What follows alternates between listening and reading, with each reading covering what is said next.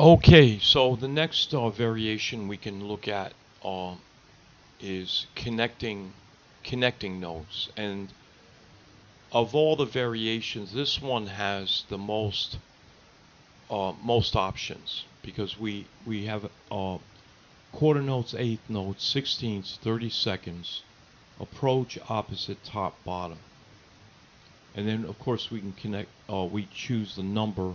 Our range again is between 1 and 20. So let's see. Let's choose one connecting note. We're going to go to bar 1. One connecting note. Let's do approach because that's the first one.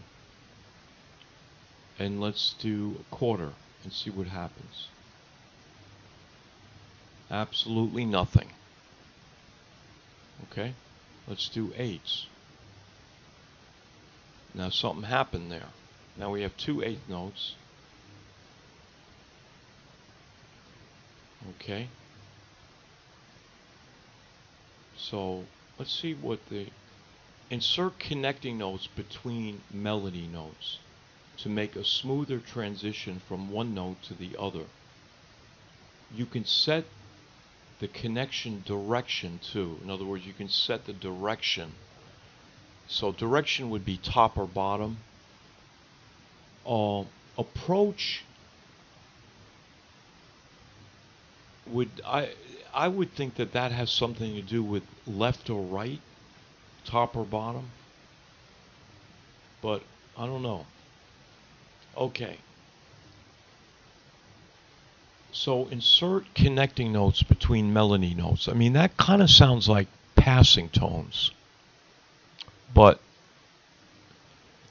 so what did it do here? Well, first of all, let's take it off. First of all, there are no rests in measure 1. Okay? So to create a connecting note, it's going to have to split up one of the notes. Now it doesn't change the pitch. It didn't change the pitch there. Let's see if we select 2.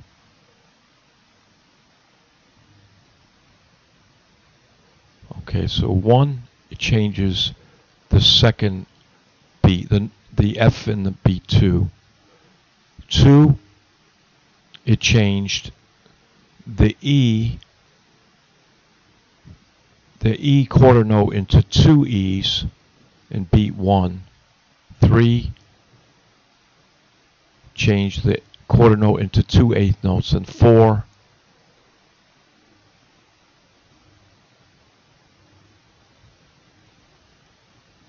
it didn't change the F in beat 4. So the F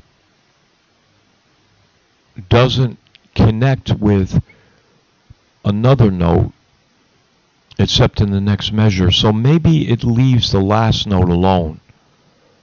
It only affects. Okay.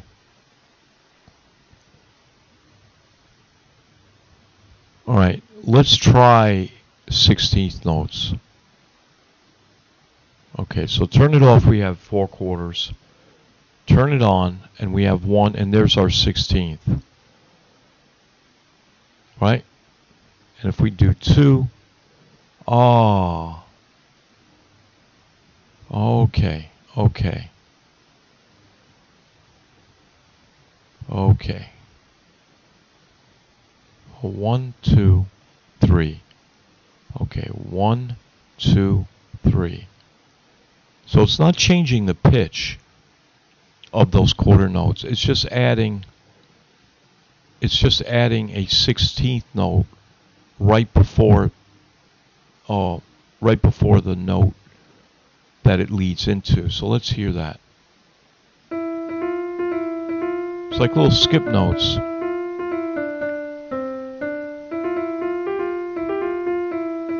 It's nice. That's musical for sure.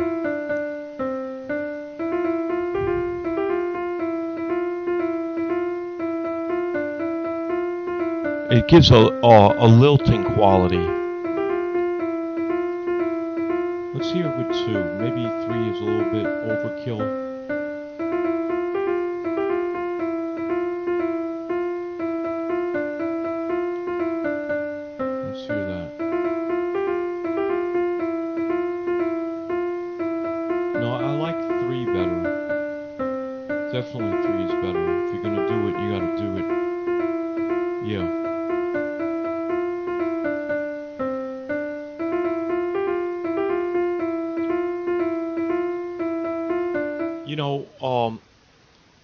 I think this example really highlights how wonderful this melody editor is, how wonderful the workflow is, because you get these instant results. I mean, you hear it right off the bat, and I mean, that's just priceless, because to my ears, if we just do two, we do this embellishment. I mean, these are embellishments, right?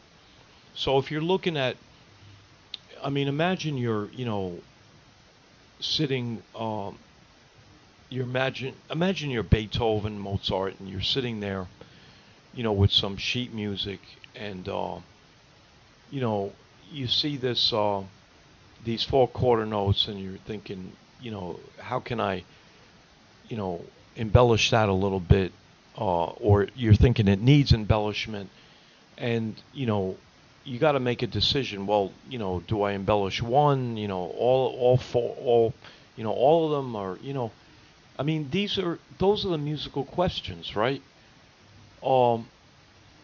It's just, this is art in its purest form. How much of something, how much of a dash do you apply? How much spice do you apply? It's like cooking, and this lets you hear. It's like, the analogy is that, like, you put a little in and you can taste it. It's fantastic. Just brilliant. I mean, that difference between the two embellishments and the three, I mean, clearly it works so much better with the three than the two. And I can see why.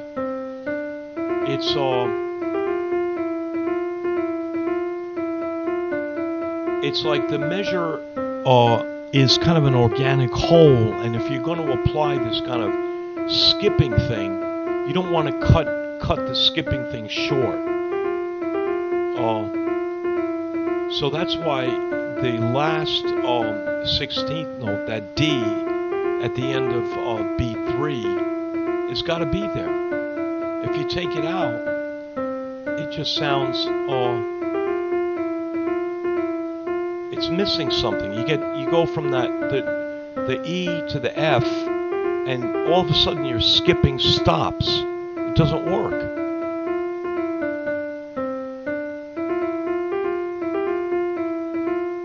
Right?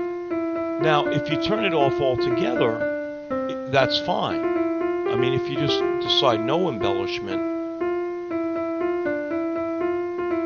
that works great.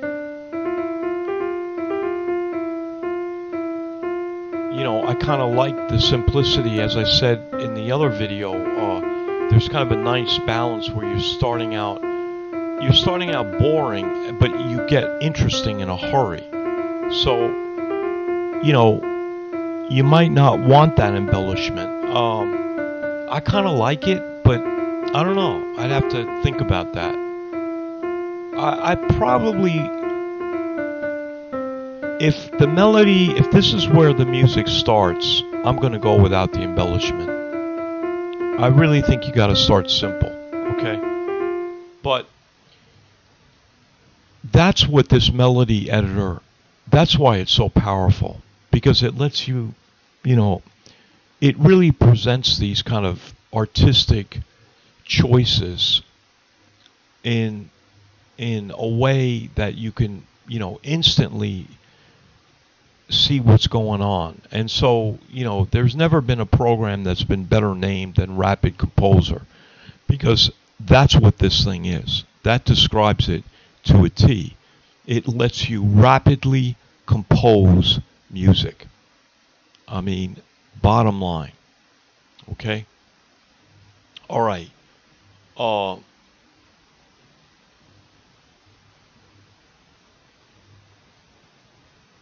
Okay, so let's go back and play around a little bit more. Let's keep it with the 3 connecting notes and just go to 30 seconds. So the only difference there is that the skip notes are a lot shorter. Okay, let's listen.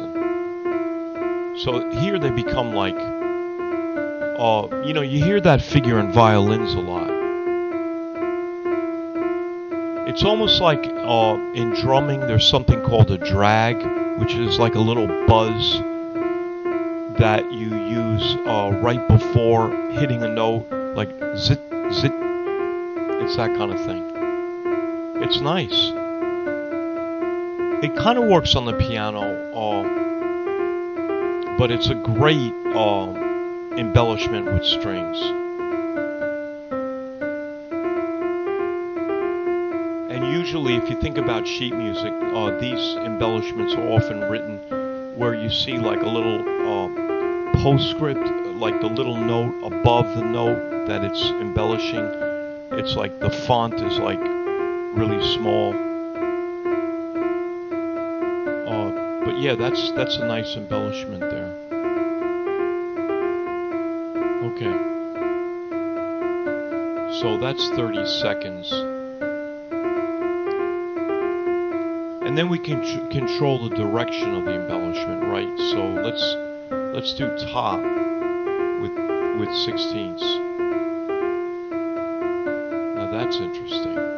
So approach. Wow. Okay.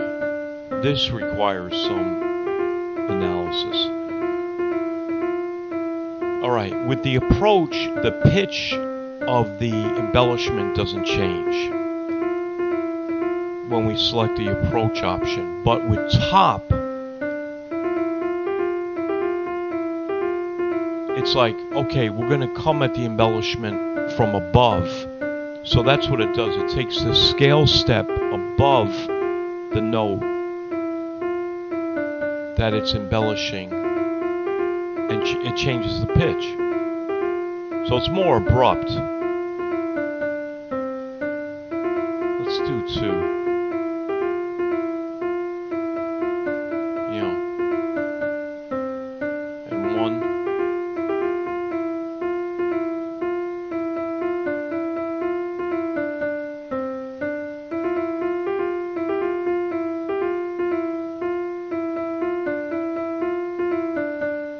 You know what I think's happening here? The embellishment note is always going to be a scale step above the note after it. Okay, so the embellishment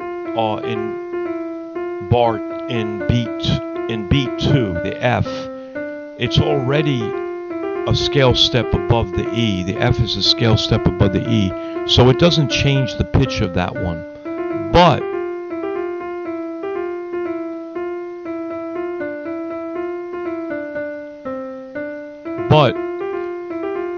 in beat 1, if we add an embellishment, a little skip note on beat 1, it's going to have to jump up to the G to be a step above, right? Now, if we approach it from the bottom, that's not the case. So let's see. If we go bottom and we do 2. See, I'm right. That's it. Let me stop it there. So, we're getting into the weeds here a little bit, but that's okay. So the embellishment, it seems like the way it works is the embellishment is going to be a scale step above the next note or a scale step below. And the above or below is determined by this top. So I hit top or bottom. Okay. Now if the preceding note is already a scale step away from the note following it, then it's not going to change the pitch of the embellishment. Okay, so let's see. If we go bottom, and we do 2, see, I'm right. That's it. Let me stop it there. So, we're getting into the weeds here a little bit, but that's okay. So the embellishment, it seems like the way it works is the embellishment is going to be a scale step above the next note or a scale step below. And the above or below is determined by this top. So I hit top or bottom. Okay. Now if the preceding note is already a scale step away from the note following it, then it's not going to change the pitch of the embellishment. I think that's what's going on. Okay. Yeah.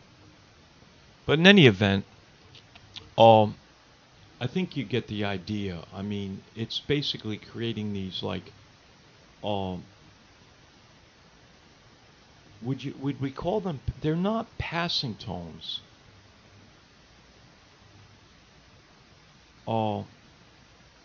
No, they would only be passing tone is a note that goes in between two notes that are apart more than uh,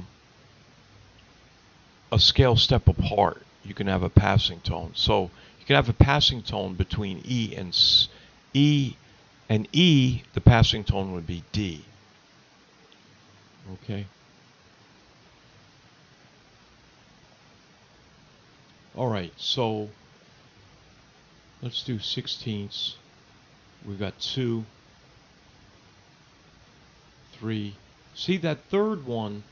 It doesn't change the pitch of the third connecting note because the E and the F are already a scale step apart.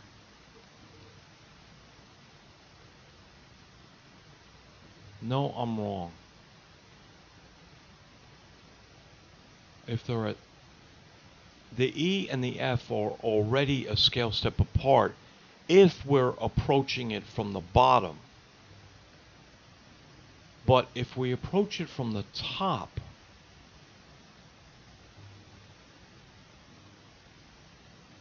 okay, top, wait a minute, top,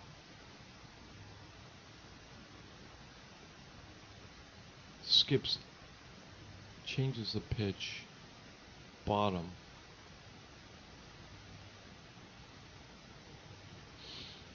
Anyway, okay,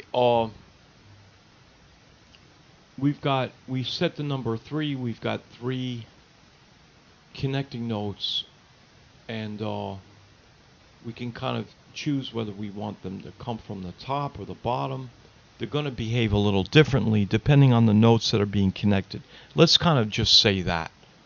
Depending on the pitches of the notes that are adjacent to each other, these embellishments will they will change pitch or not change pitch. Okay? I think the opposite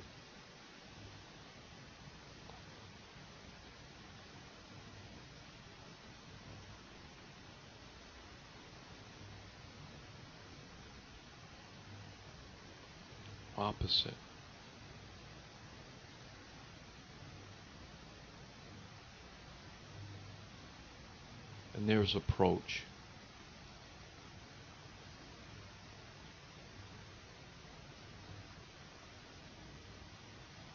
Kind of like that. Let's listen to that variation.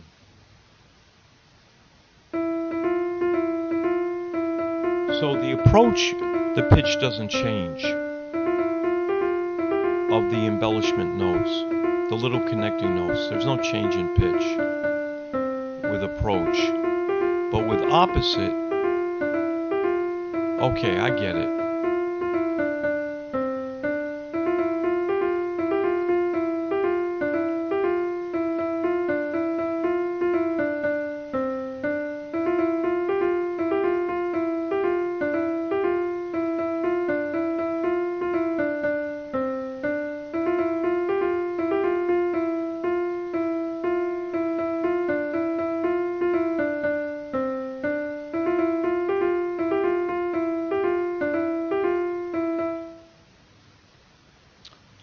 So we've got it set to opposite.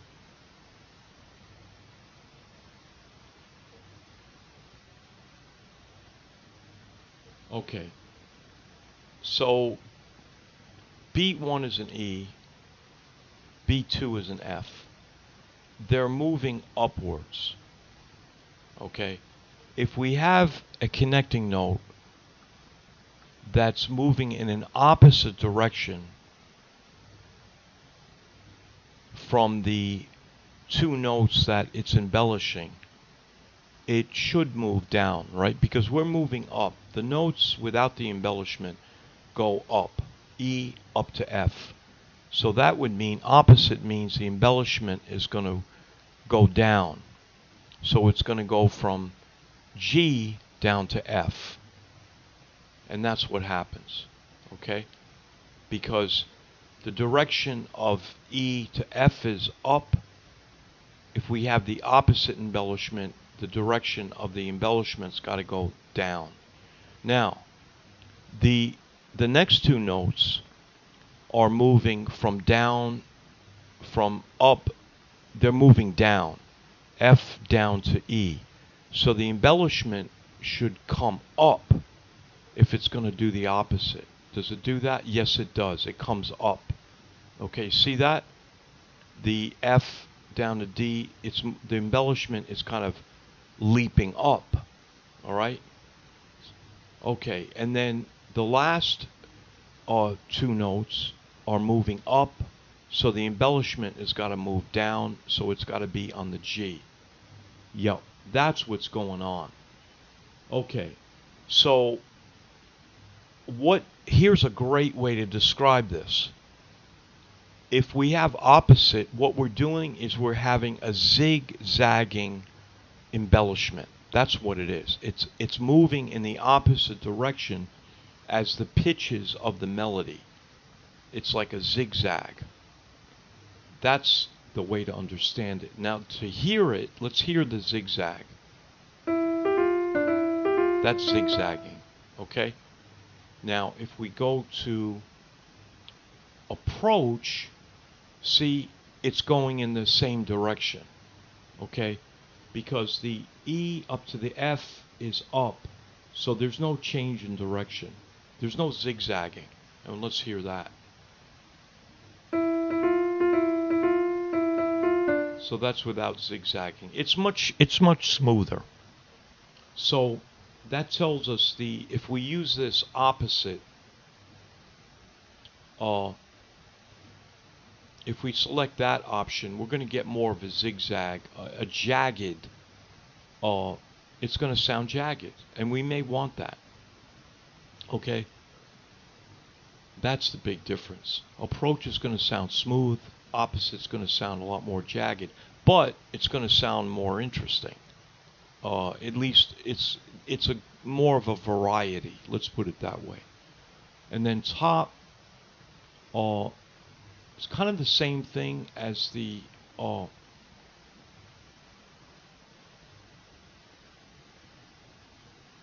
so top. Okay, here's the difference. With top, it's going to the approach note, the connecting note is always going to be from coming down into the next note, regardless of which way the pitches move. So even though the F, if we start with the first two notes, E and the F, they go up, but the approach note is going to come from the top. So in that case, it kind of moves in the opposite direction. But from beats 2 and 3, they go down, and the connecting note still is going to come from the top. Okay, and if we hit bottom, they all come from the bottom. Okay, so there's the difference. There's the difference. Let's hear that. Yeah.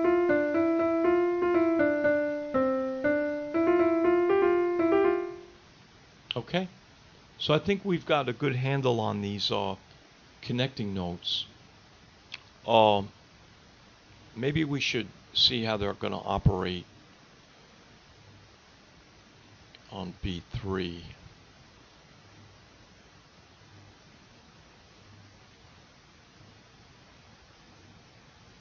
Connecting notes. Okay, 1.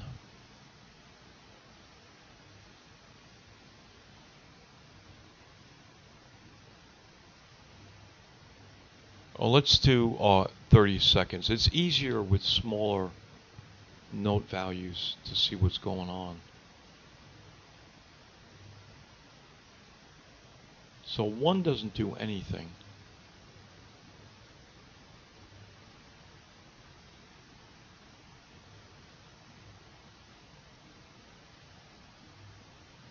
Two, we get the approach, the connecting note there. And opposite, opposite is going to go in the opposite direction. So the E goes down to a D, so the approach note's got to come up instead of moving down. And then top, there's the top, there's the bottom. Okay, so that's one connecting note. And then now it's done 2, 3, and that's all.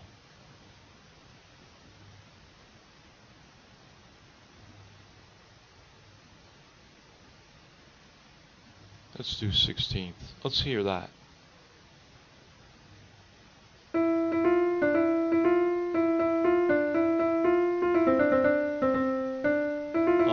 No, it doesn't work.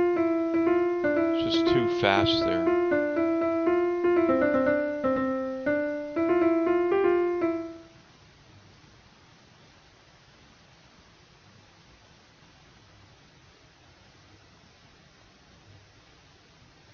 Well, 8th note only makes that one change, but let's hear that.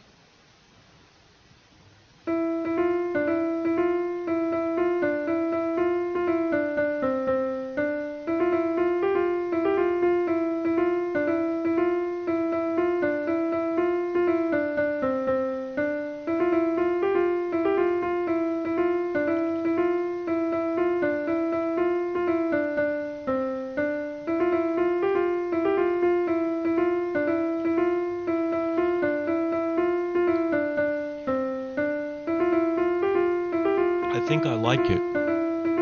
I think that's an improvement. Yeah, it is.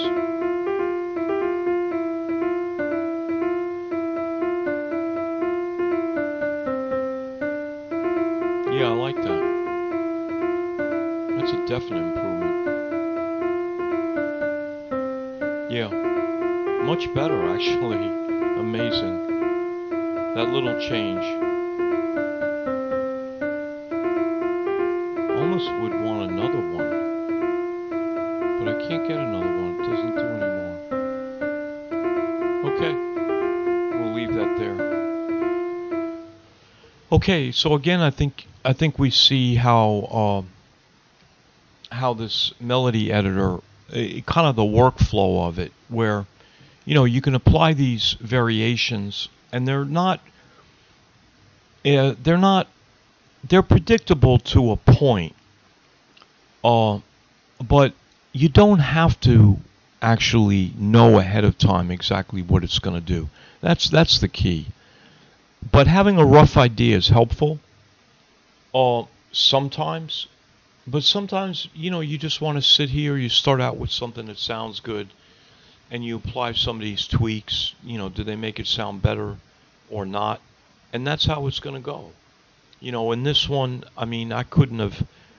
If I looked at this music in standard music notation, would I've gone over to measure 3 and looked at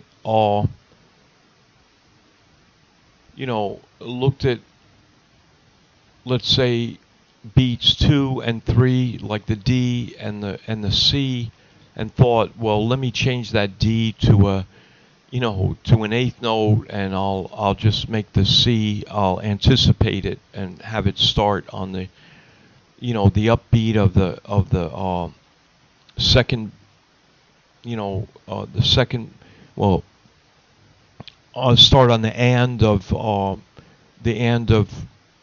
2, like 1 and 2, and start the C there. I mean, no, I wouldn't have done that. I'm not that good. But I can hear it, and I apply it, and I like it. So there's the workflow. I mean, really quite brilliant. Can't get over this thing. Okay, so we've looked at, I think we got a good idea of these, this variation, the connecting note, and what it does. So we've done lead-in notes, connecting notes, split long notes, simplify, and I think we've saved the toughest for last, which is rhythm displacement. So we'll play with that in the next video, okay? See you then.